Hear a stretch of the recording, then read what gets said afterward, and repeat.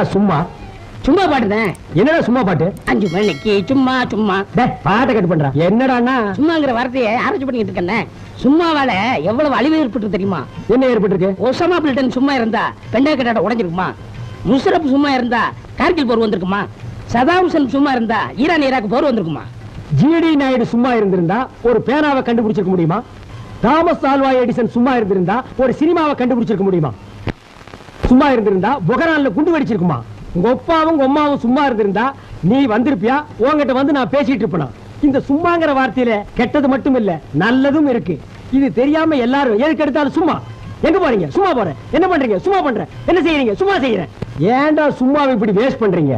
இந்த சும்மா சாதாரணமா இருந்து சினிமா வரைக்கும் வந்துருச்சு. சும்மா சும்மா சும்மா சும்மா. பப்ளிக் எல்லாருக்கும் ஒரு எச்சரிக்கை பண்றேன். இனிமே யாருக்கு எது நடந்தாலும் சும்மான்னு சொல்லாதீங்க, அம்மான்னு சொல்லுங்க. எங்க சொல்லு? அம்மா. அடங்க அம்மா.